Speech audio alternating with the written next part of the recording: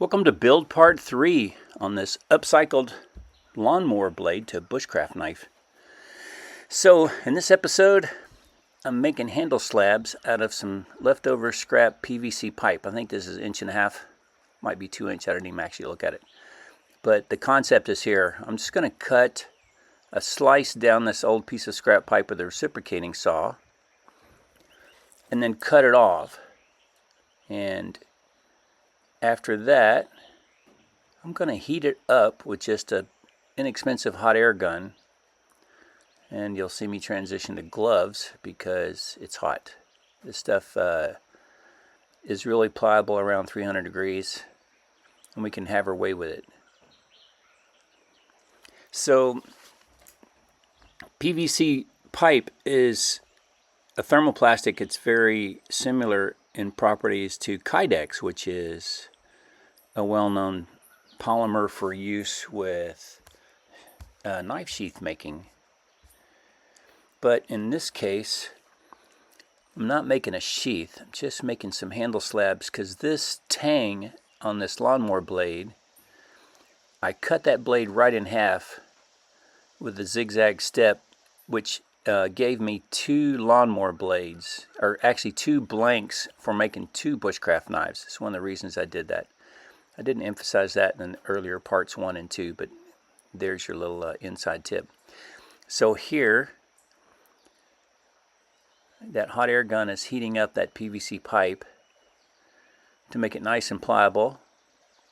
And I'm just going to use a wooden block on a workbench to flatten it out. Now, this handle slab on this one, I'm just going to fold it over. I've done this a lot with Kydex, but I need to fill out the fold over area with another piece of PVC. This pipe wall is just a little thicker than the blade or the blank thickness on that knife, and that's fine. This whole project really is just an explanation or a demonstration of how simple and easy it is to get a good piece of functioning cutlery out of a lawnmower blade. So far the project's coming along really well. I'm excited about it. This is the Odie vinyl pan or PVC pan liner glue.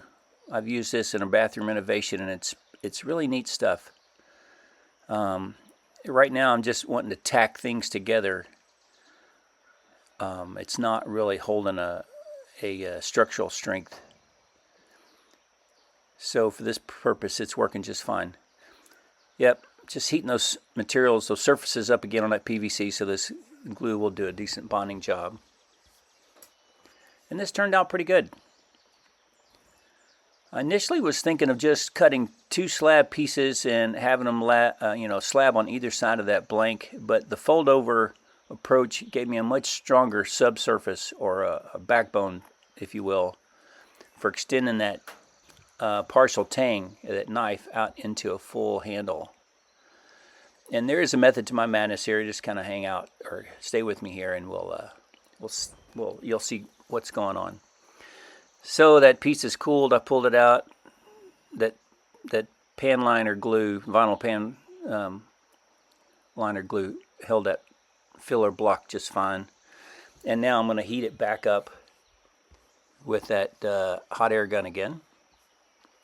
I've used torches to heat this stuff before, but the temperature is so high it tends to burn that PVC really fast. It takes a lot more care and finesse to use a torch, like a propane torch. So the hot air gun to me is the safer, better way to go. The problem with working with an open fire is just a huge heat source. With a hot air gun like this, you get a really nice concentrated spot of heat to control your heating of your thermoplastic whenever you're making a project like this. Alright, it's getting pretty pliable, folding over.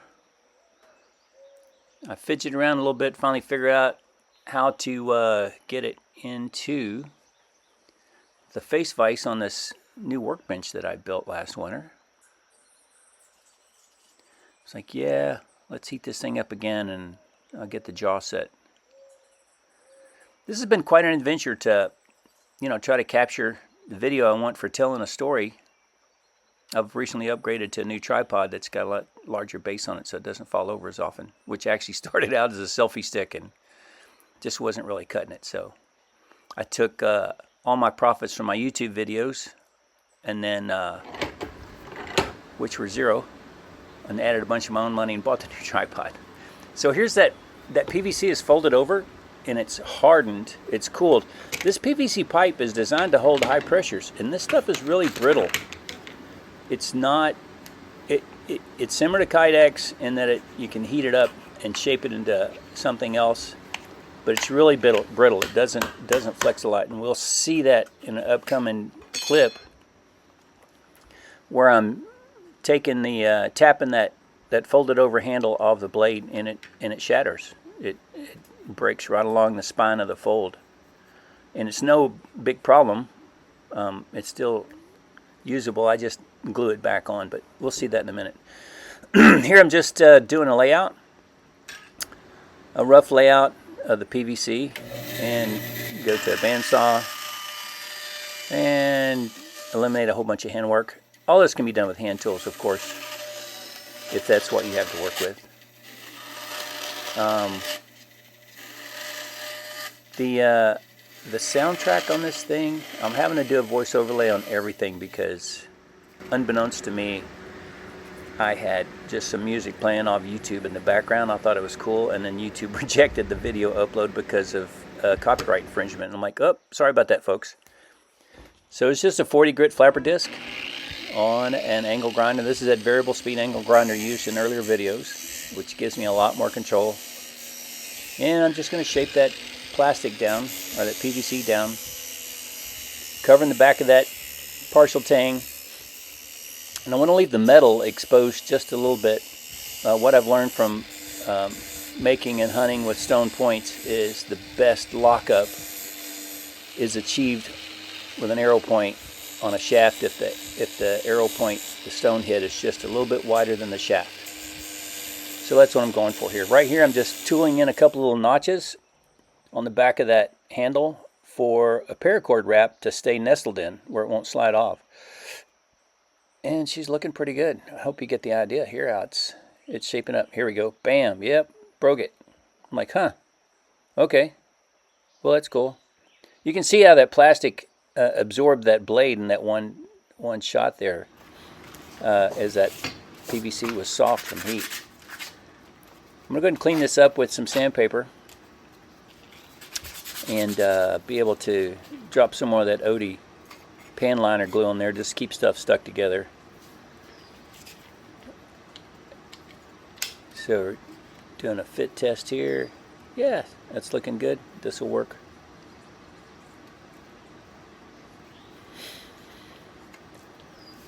Now, this by far is the longest video in the series, and one of the main reasons for that is when I go do the whip or the paracord overwrap on these handles, slabs. They're now slabs. They're not a folded over handle since they broke.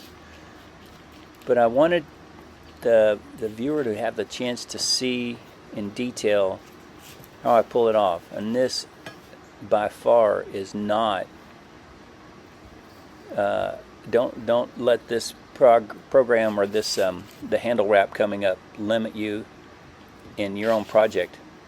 Handle wrapping as a whole art form and area of artistic expression in itself. I think there's plenty of YouTube videos out there on how to put a paracord handle on a knife blank or just a slab full tang handle. So anyway, this is a fun project. It's working out good. And this last part here, or the next part coming up with the handle wrap, is doesn't have any music in the background, so you're going to get a little background, just activity recording on this one. So I'm working with iMovie here, and every time I do a video, it's like I'm learning more and more about the tool. It's been a great development experience for me as well. Hopefully you all are actually enjoying and finding this video useful. So that's what's driving my interest and participation. Plus, if you don't recall, these are videos that support or go along with a written up article in Original Wisdom's monthly newsletter that we're putting out. That a picture's worth 1,000 words, a video's worth, I don't know, exponentially off the chart, right? So it's all good. Here I just want to capture the end of that wrap.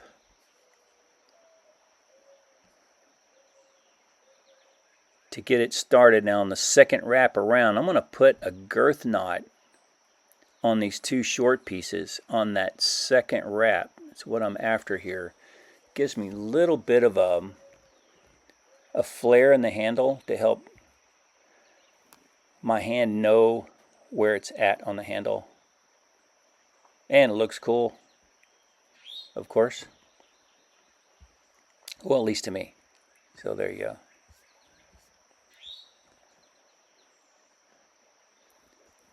And the reason I'm doing these two tag pieces is to help fill out the sides of that handle with a little more plump or flushness.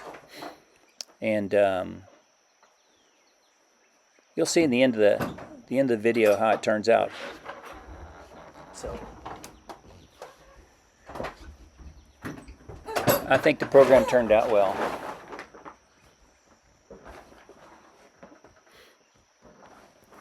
What are you doing? I'm recording on the video, a voice overlay. Grandson's here today. We're going to do a canoe camp out tonight. The weather just broke enough that we can get out on a lake and have some grandfather-grandson time. So we've been looking forward to this for all the summer break. Who knows? Hopefully we'll be doing some more.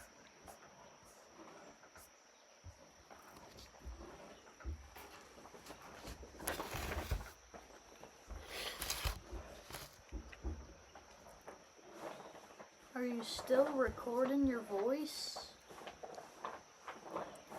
Yep. I get through, I'll play it back for you. You can pull it up on YouTube and watch it. What do you think? Pardon me? What on YouTube? I'm making a video for YouTube.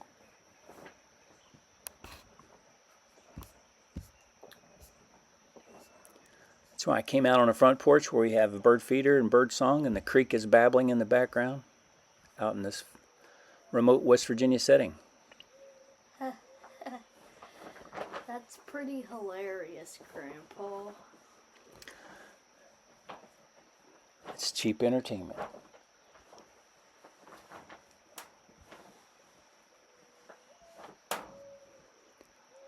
This is where I reached over and I turned some music on YouTube that YouTube said I was infringing on copyright rules. I'm like, okay, well, it was some good fiddle music with flat soul shoe dancing. I think it was Miss Moonshine.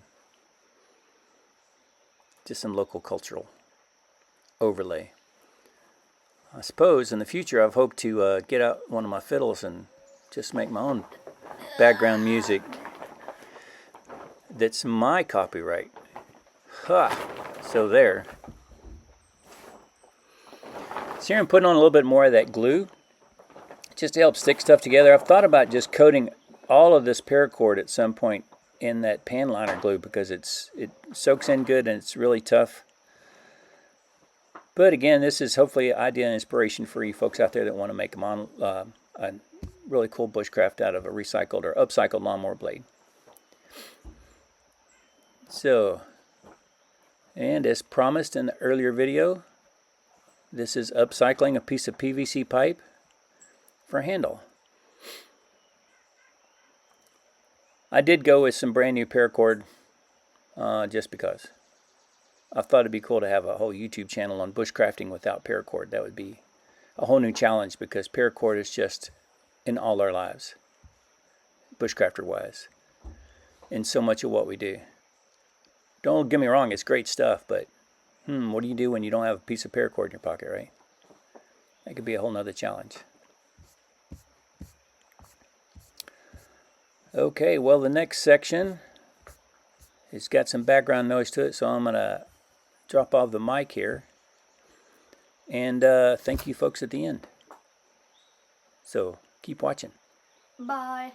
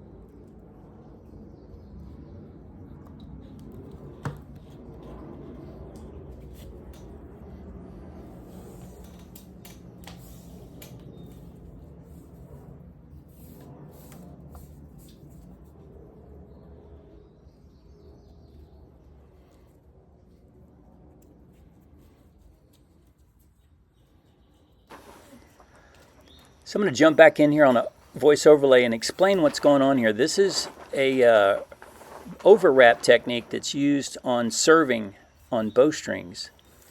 So the technique on a bowstring is to jump down the line and loop back in on itself and put some pre-wraps on there, and then that tag end goes back underneath the overlaying the oncoming wraps, so that when it's all fed back onto itself, you just have a tag end with a loop on it. You pull the tag in and close the whip, which works fine. But in this case, I wrapped the handle up to get a distance I needed for the handle to finish the wrap out. Then I put the tag end back underneath the wraps, and because the way it's done, it induces a annoying twist in that tag end that's being overwrapped. So from time to time, I've got to curl up that paracord and pass those twists back through the whipping to keep it from kinking up. And that's one of the reasons I wanted to go ahead and leave the whole video intact instead of cutting away, so that anyone that wants to go this route can see it in real time and detail without missing anything. You can go back and watch it again and figure out this technique. It's really slick. It's way better than, to me, it's way better than passing a loop underneath it to catch the tag end, then pulling the loop and the tag end back underneath the wraps. Because if the wraps are too tight, you won't be able to get it through, or something will break off in the effort. So there you go. This one's working out really nice.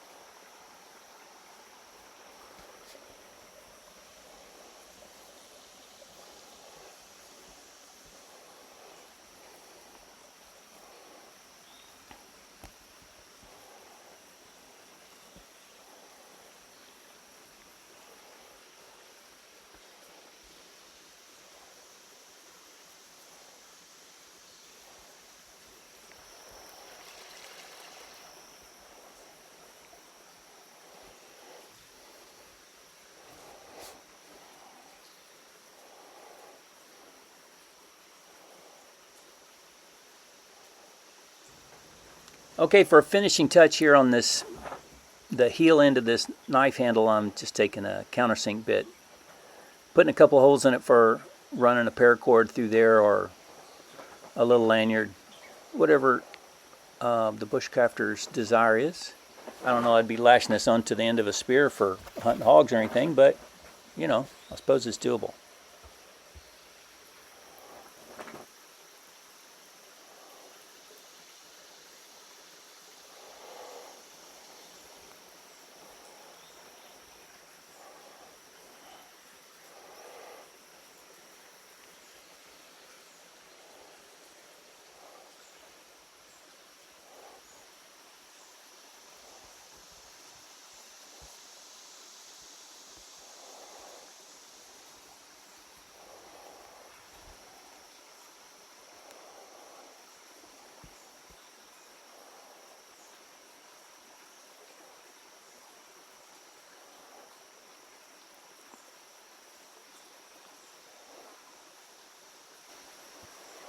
Okay, that's a wrap, literally, for the handle on this project, and the next one is the sheath. Come back and see us.